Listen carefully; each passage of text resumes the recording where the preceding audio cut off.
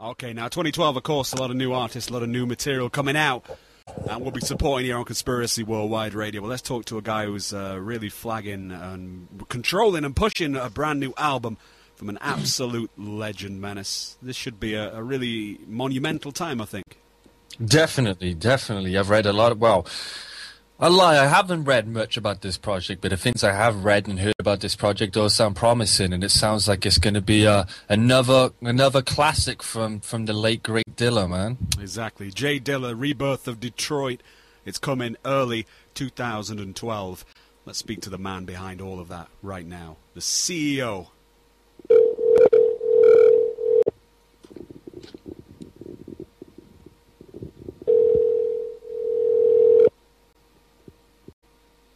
Hello, Jonathon Taylor. Good evening, Mr. Jonathon Taylor. This is Menace and Montana Conspiracy Worldwide Radio. How are you doing tonight? I'm doing fine. How you doing? We're doing very well. We're doing very well indeed. And it's great to hear your voice. It's great to now have the opportunity to speak with you and you to tell all our listeners about, of course, 2012, a massively important time for Yancey Music Group and for hip-hop, a brand new J Dilla project, and, of course, the Rebirth of Detroit. It's on its way. What can you tell us about this project at the current moment? First of all, I want to say thank you for having me on your show. I'm very excited. I was listening to you interview MOP, which is one of my groups I love, the Mash Out Posse, so I appreciate being on your show and talking with you.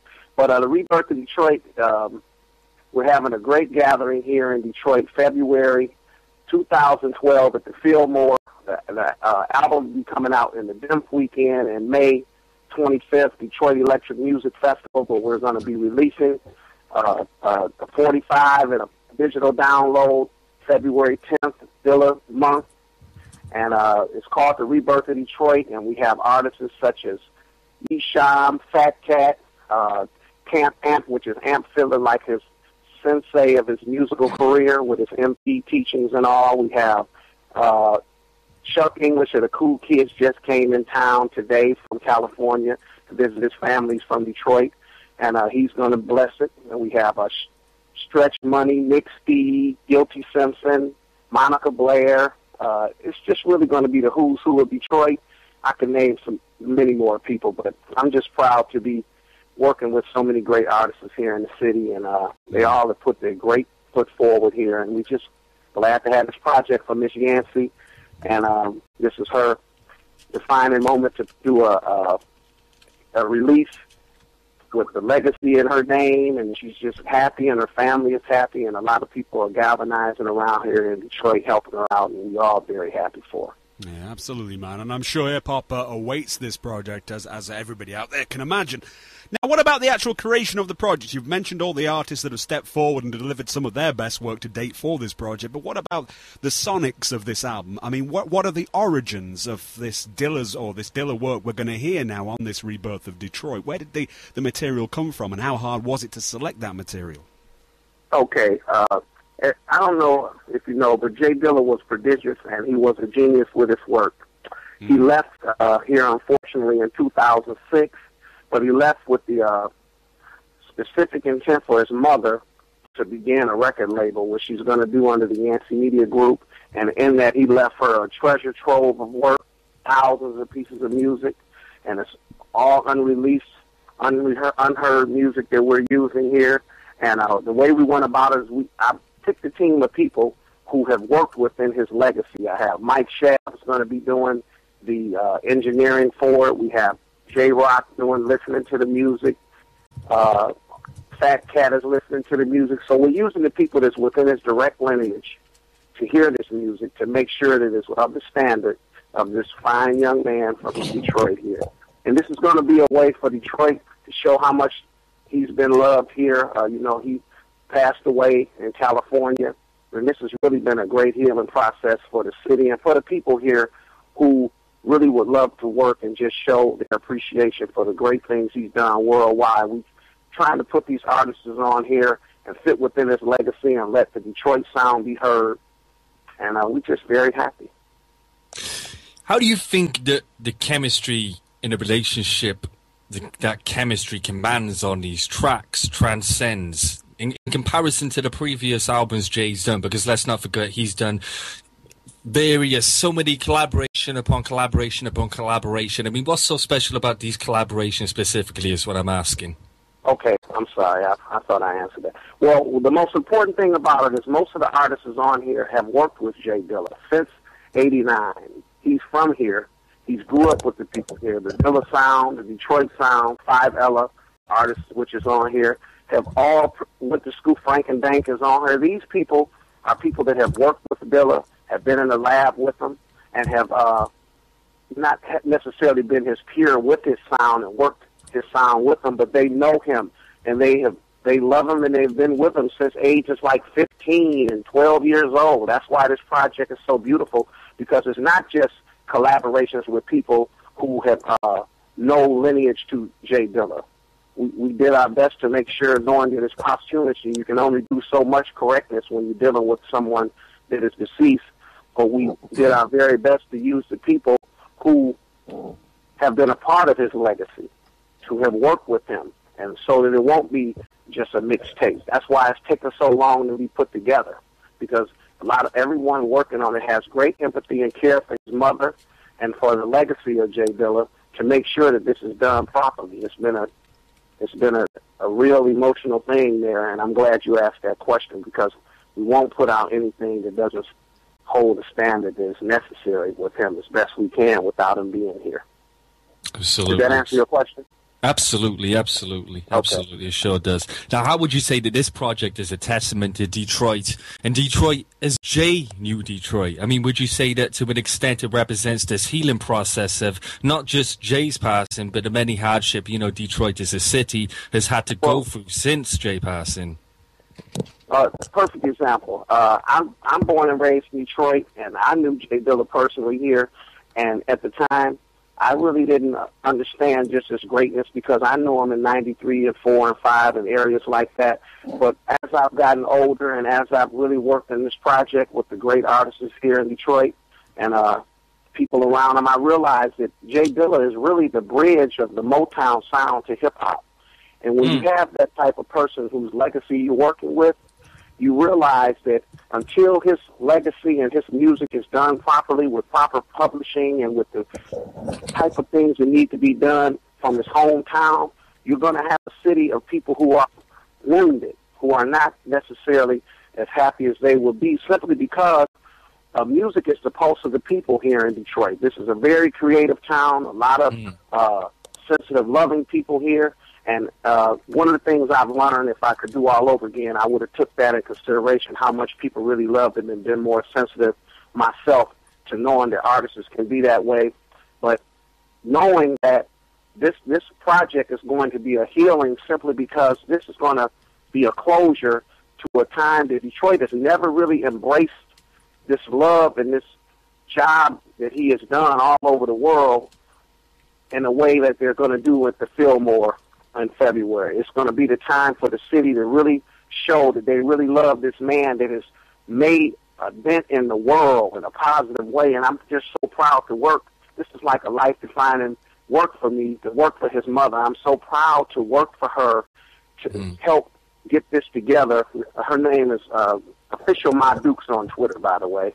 And anybody that needs to know that, I'll say that later. But it's just emotional for me, because this is something that needs to be done for the city. It's kind of like what the music being a pulse for the people can be a healing.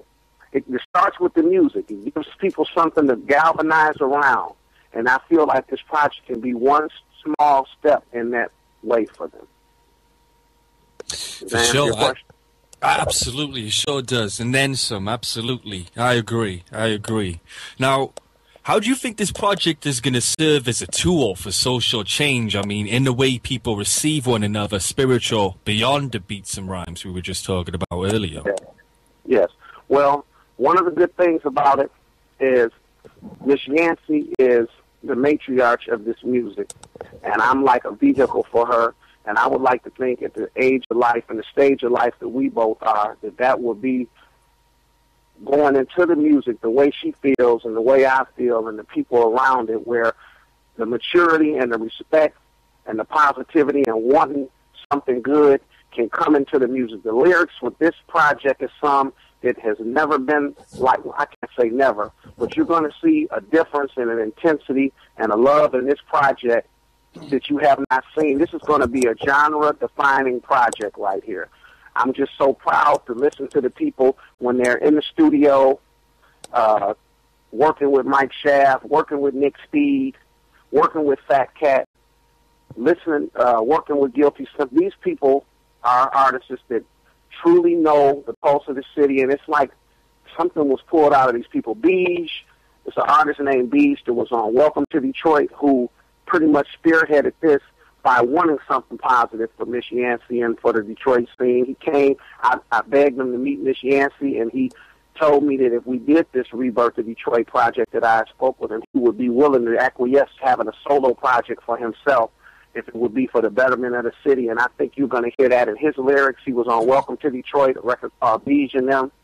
And that's pretty much the spirit of what you have here. You have people wanting to do something in a positive way in the name of hip-hop. And that's really what hip-hop began on that I love when I began listening to it in 1991. It was a CNN for the people. It was something on the ground that people could get galvanized around. And I think you're going to get that pulp in this record.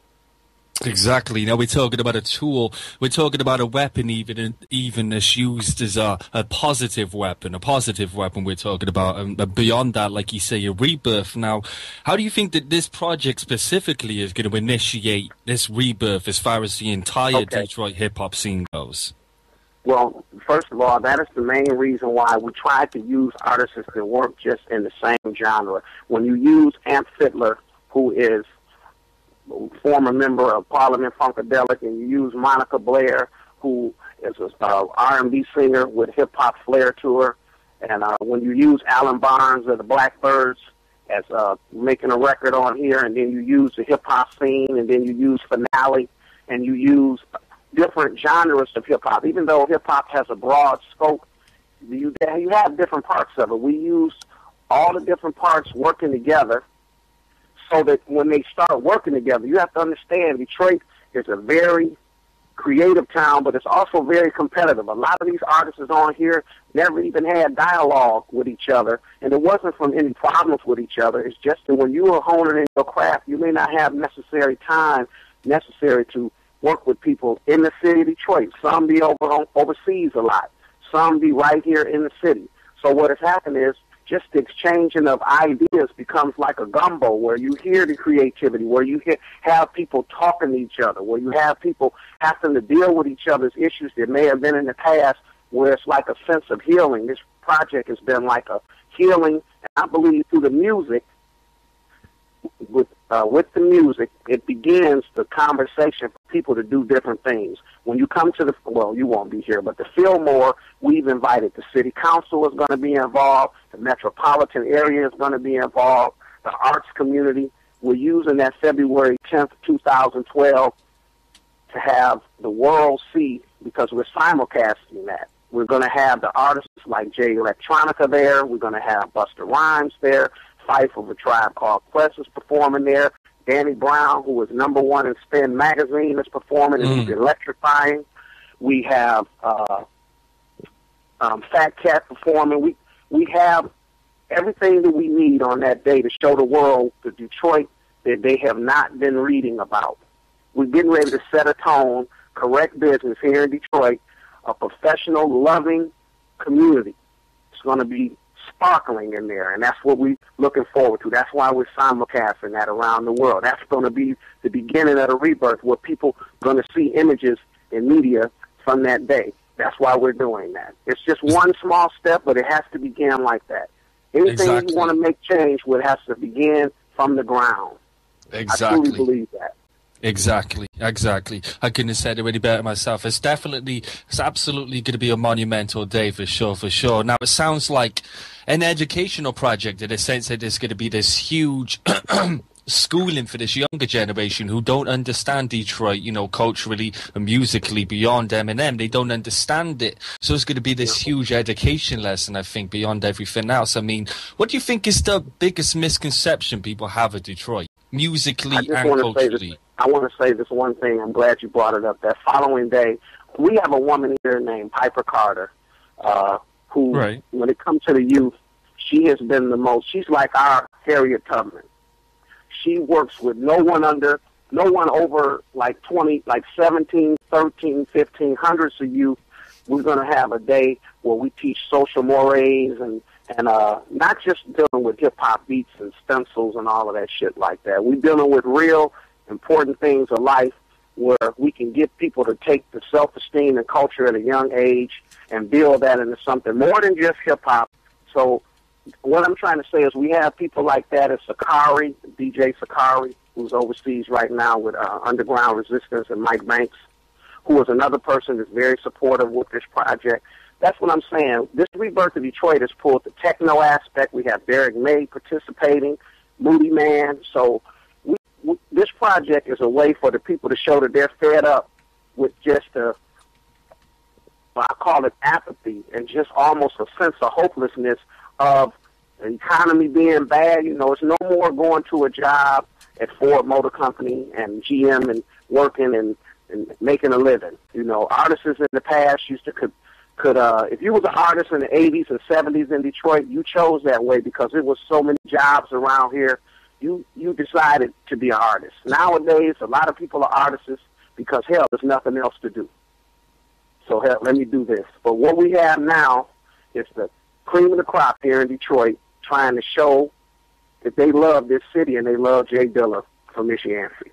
I don't know how else I can put that for you. I'm excited to be on here, and I'm trying to say all of it at one time. Well, you do it a great job. You do it a great job. Is there anything that putting together this project has taught you about Detroit today that you may not have known prior to starting this project, especially with this thing being Rebirth? Okay.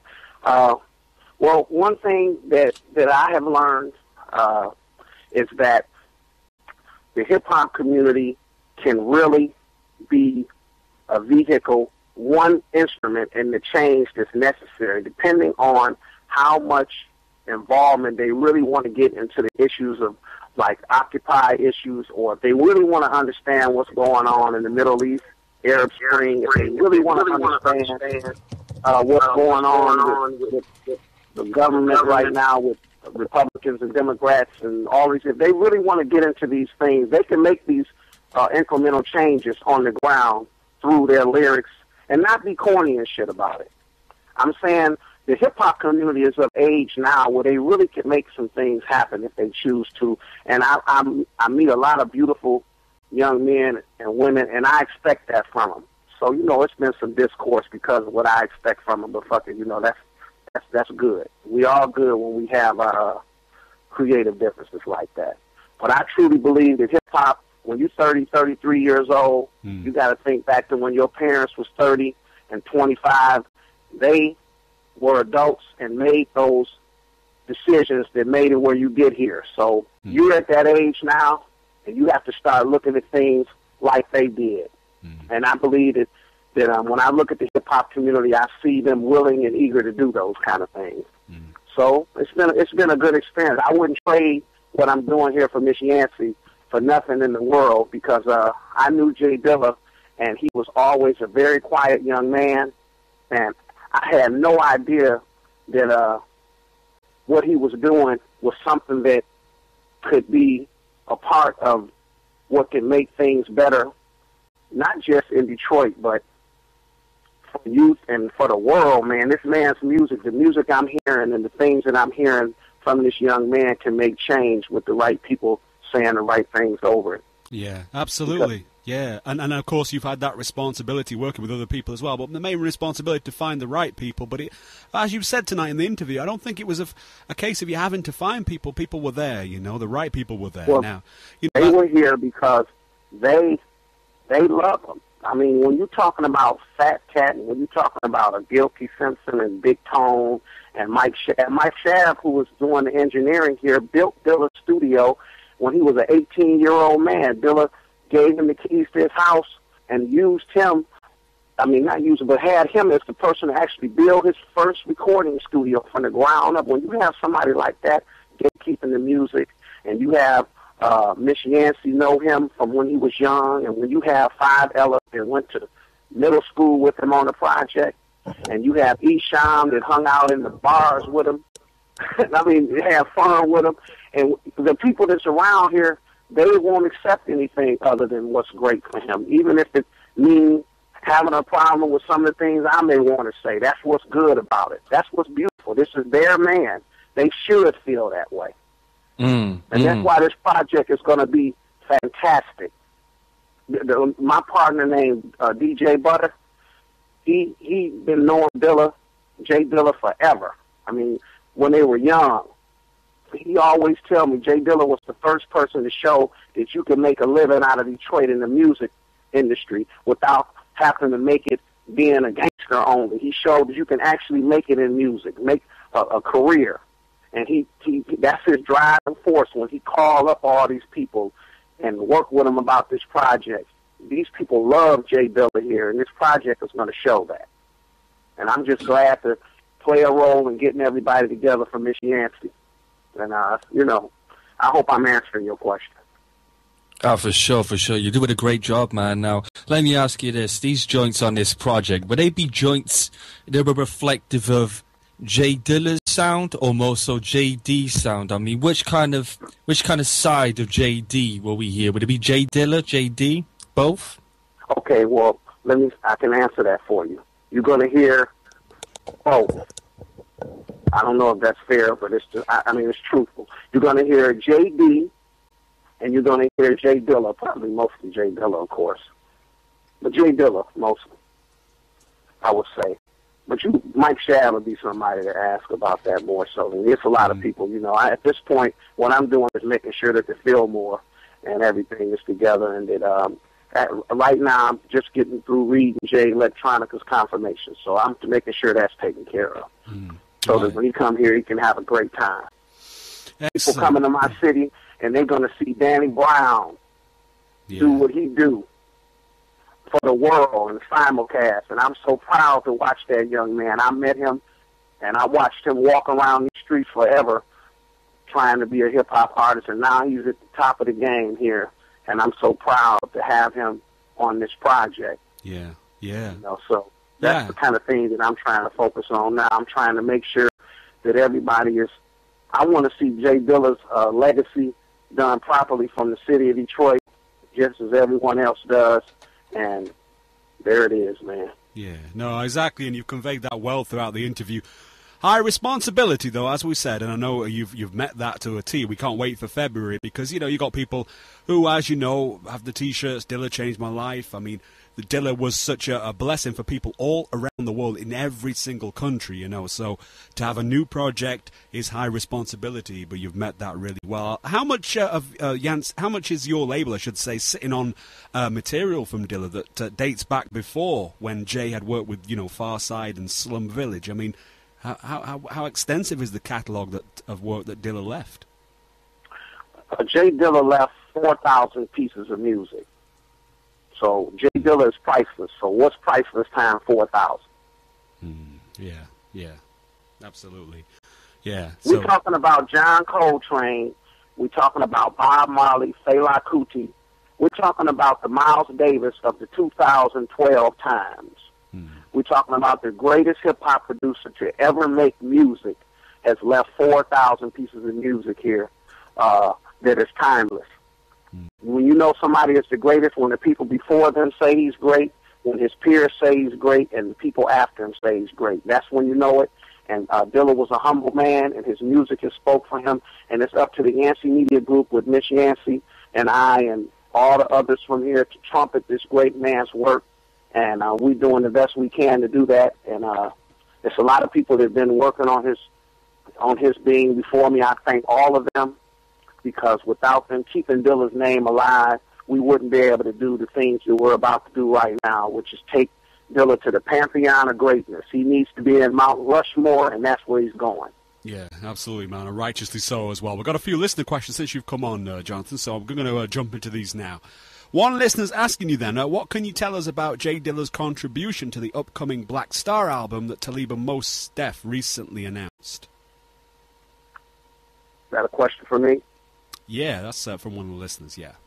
Oh, okay. Well, J Dilla had already purchased. Some people had purchased some music from him, like Mos Def and Talib Kweli, and this music that they have already had, and that's already been worked out with them. And as you know, well, you don't know that, but Talib Kweli and Mos Def are some of my favorite MCs, and they have to be for the world. And we look forward to what they've done. And we may even have Talib Kweli here, so we're just going to hold our fingers with that. But everything has been clear with them, and we look forward to their release. I hope that answers your question. Yeah, absolutely. These are from the listeners as well. Few listeners asking then, and you've mentioned so many amazing artists which are involved, but people are saying then, have you reached Eminem to be part of this project, or has he reached you? And if not, why is Eminem not on here, really? We've got about 6 or 7 questions all on the theme of Eminem appearing on this joint. Okay. Have we reached out to Eminem? Absolutely. A lot of the people on here grew up with Eminem. Five Ella grew up with him. I remember one day when I dropped J Dilla off, I grew up in his neighborhood. He grew up in my neighborhood. I'm older than him, much older. And he was walking home, and Eminem and Paul Bunyan, who was now Paul Rosenberg, were on the fence with a guy named Mud waiting on Dilla to come home. And I dropped them off because the neighborhood was pretty rough. So when I dropped them off, they were along the fence waiting for Miss Yancey to let them in with Dilla so they could make music together. So it's undeniable that they've worked with him since the early 90s. We've reached out to him. The artists on the project have reached out to him. And we would love for him. It may be a scheduling issue or whatever, but the best person to ask why he's not on here would be him. But we would love for him to be on. He knows Miss Yancey well. He's from Detroit. He represents Detroit, and we would love to have him on, but the best person to ask for that would be Eminem. Yeah, I understand that. Does answer the question. Another question from a listener. How did you feel about Charles Hamilton putting Dilla's name on what was supposed to have been his Interscope released album a few years back? The way I feel about that is the same way I feel about people who are illegally downloading his music to this very day and wearing T-shirts that they have not spoke with Miss Yancey and the merchandise properly. And it's been, unfortunately, J Dilla has been the most bootlegged musician in the history of music, and that's very unfortunate with the Yancey Music Group. What we're trying to do is get his legacy together so he can rest in peace and take care of his 2 children, which is named Jemiah and Ty Monet and Miss Yancey. So to answer that question, that goes along with everyone else that have been doing whatever to make a living and be profitable under the name of James DeWitt Yancey J Dilla. And it's unfortunate, but that's been running rampant. And that's kind of the things that we're trying to get people to respect and see now that it shouldn't happen. But it was people at the time from the community that handled that. And, you know, that's been a long time ago, but we have other piracy issues since then that we need to deal with that are far worse than that. Yeah.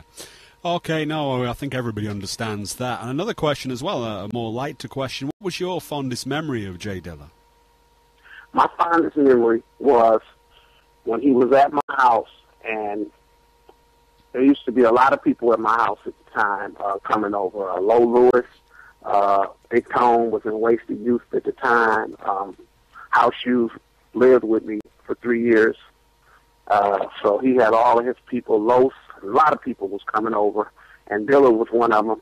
And he used to I'll be the only one. Oh, Dez used to come over all the time, DJ Dez. But he was one of the only people that came upstairs and cared about what I listened to. I have thousands of pieces of music and jazz. He would come up and ask me questions about jazz, and I remember telling him, man, that shit you making down there, you're going to be like Thelonious Monk. Ain't nobody going to understand you for 30 years.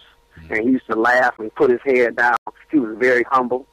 And we laughed about that, but the most important thing is he asked me about some music. I had some albums and CDs by an artist named Rabi Abu Khalil, and he took about 8 or 9 of those, and who knows what he did with them. But I remember that. I remember when Pharrell came in town, and he wanted a record by Gary Bart's Another Earth, and Dilla called me and asked me to get that for him for Pharrell. That's when he had moved to Clinton Township. So I have fond memories, but this is a teary-eyed thing for me because at that time, I was very busy doing what I was doing, and I didn't deal with his music career like that.